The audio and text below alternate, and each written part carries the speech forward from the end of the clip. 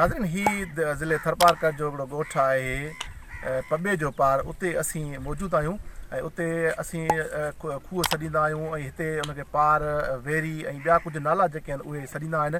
हिते बरसाति जो पाणी वग़ैरह कीअं जमा थींदो आहे ऐं हिनखे पार कीअं सॼो थो वञे, वेरी छा जे लाइ सॼो थो वञे, ऐं मुख़्तलिफ़ नाला जेके आहिनि इहे जेके खूहनि जा उहे हुनखे कीअं था सॾनि, केतिरो केतिरो पाणी कंहिंमें जमा थींदो आहे।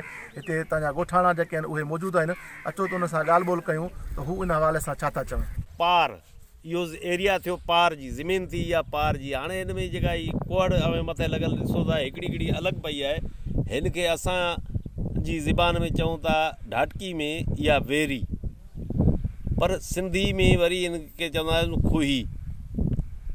इहो थियो पार जे मुतलिक़, वेरी खूही। ॿियो वरी अहिड़ो इलाइक़ो आहे जिते ऊना खूह आहिनि, जेको 200 खां 250 फुट हेठि जेका आहे 50 खां 55 पुराए जा, उनखे चवंदा आहियूं तड़ या खूह, या ढाटकी में वरी उनखे चवंदा आहियूं तड़ो।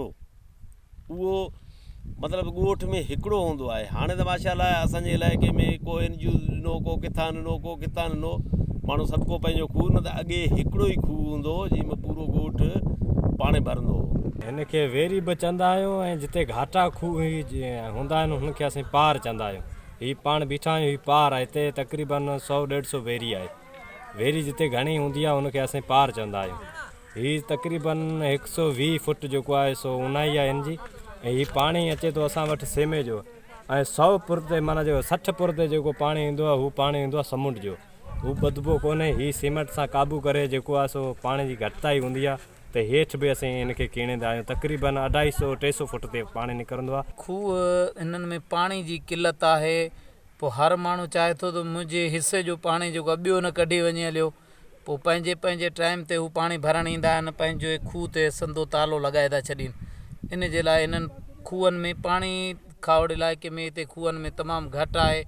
पीअण जो माल जे लाइ घर में भरे वञनि था, हिते पखालूं ऐं इहे जेके सांदारियूं पंहिंजा जंडरबा आहिनि, हू जंडरा आहिनि, उन जे करे ही पाणी पोइ कमी थिए थी, पाणी घटि थो थिए, उन जे करे ही लॻायो आहे हिननि। पुराणो पार आहे ठकुरनि जो नाले सां, ऐं हिन में पाणी असां भरंदा आहियूं। खूह आहे, सेमे जो पाणी आहे, बरसाति जो पाणी बि अचे थो, ऐं सेमे जो बि पाणी अचे थो। हिते असांजो ॻोठु पॿे जो पार बि भरंदो आहे, ॿियो बगनू आहे, आसपास धूड़गढ़े जो ॻोठु आहे, ऐं डलवाणी, हीअ 3 ॻोठ हिते ॿिया बि भरनि। तराई जे अंदरि पाण बीठा आहियूं जिते पाणी बरसाति जेका पई उनजो ई पाणी गॾु थियल आहे। मजबूरी आहे हिते जे हिन असांजे इलाइक़े जे माण्हुनि जी, छो त हिते कड़ा पाणी आहिनि, त हीउ मिठो पाणी भरे था वञनि, हुते साफ़ु करे वरी इहो पाणी पीअंदा। हीउ इलाइक़ो बि मुल्क पाकिस्तान जो आहे, असां पाकिस्तान जो आहियूं। हीउ इलाइक़ो जीअं असांजे ज़िले थर खे पाणी जी सहूलियत ॾिनी वञे। 3 फुट जे दाइरे में जेको थो हिनखे गोलाई में असीं खोटींदा आहियूं।